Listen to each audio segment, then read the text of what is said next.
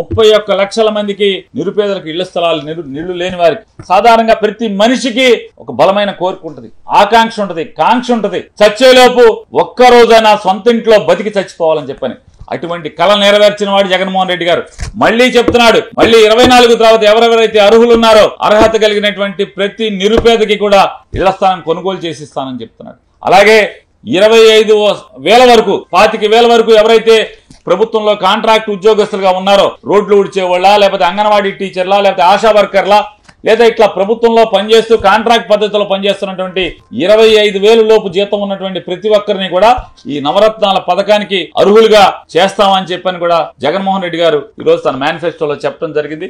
ఇది ఆకర్షణీయంగా దొంగ మాటలు లేనటువంటి నిజాయితీతో కూడినటువంటి ఒక నమ్మకాన్ని నిలబెట్టుకున్నటువంటి జగన్మోహన్ రెడ్డి గారు చెప్పినటువంటి ఈ మేనిఫెస్టో ఖచ్చితంగా ప్రజలు అత్యంత విశ్వసనీయతని మారుపేరైనటువంటి జగన్మోహన్ రెడ్డి గారు చెప్పిన ప్రతి మాటని జనం నమ్ముతారు. నమ్మకానికి మారుపేరైనటువంటి జగన్మోహన్ రెడ్డి గారు ఇచ్చినటువంటి ఈ మాటని ప్రతి వైఎస్ఆర్ కాంగ్రెస్ పార్టీ, ప్రతి గృహసారథి, ప్రతి కార్యకర్త దీన్ని ప్రజల్లోకి చేరవేయండి, ప్రజలకు చేరవేయండి. ఆల్రెడీ ఇప్పటికే మాట చెప్తే నిలబడతాడు. మా నమ్మకం జగన్, చెప్పాడంటే చేస్తాడంటే అనేటువంటి మాటలు మనం జగన్ గురించి మారుపేరుగా మాట్లాడుకుంటున్నాం. కాబట్టి ఖచ్చితంగా 2024 జూన్ మాసంలో జగన్మోహన్ రెడ్డి గారు ప్రమాణ స్వీకారం చేసి మళ్ళీ ఈ మేనిఫెస్టోని అమలు చేసి తీరుతాడని చెప్పని కూడా మీ అందరికీ విజ్ఞప్తి చేస్తూ సెలవు. సార్, కొత్తవి చెప్పి మోసం చేసే కంటే కొత్త హామీల్ని చెప్పి మోసం చేయడానికి జగన్ నిజాయితీ చూడండి. మీకు ఇదే మనం జగన్మోహన్ రెడ్డి గారిలో చూడాల్సింది. ఎన్నికలకు వెళ్తూ కూడా నేను మోసం చేయను, నేను ఏదైతే అమలు చేయగలనో అదే.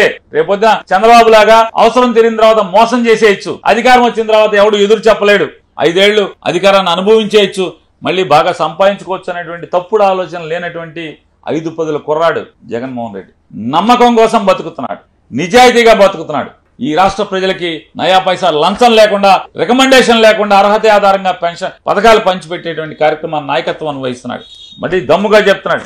ఎంత ఆత్మవిశ్వాసం కావాలి ఈ రకమైనటువంటి ఎన్నికల ముందు, నేను ఇది మాత్రమే అమలు చేయగలను, ఇంతకు మించి చేయటం ఎవడి వల్ల కాదు, ఎవడన్నా చెప్తే ఆడు మోసగాడే అనేది ఇంత దమ్ముగా చెప్పగలిగేటువంటి రాజకీయ నాయకుడు ఎవడున్నాడు? ఈ రకంగా నిజాయితీగా, నికాల్సుగా, ధైర్యంగా, ఆత్మస్థైర్యంతో గుండెల నిండా నిజాయితీ అనేటువంటి గాలి నింపుకుని ఇవాళ మాట్లాడుతున్నాడు ఆయన.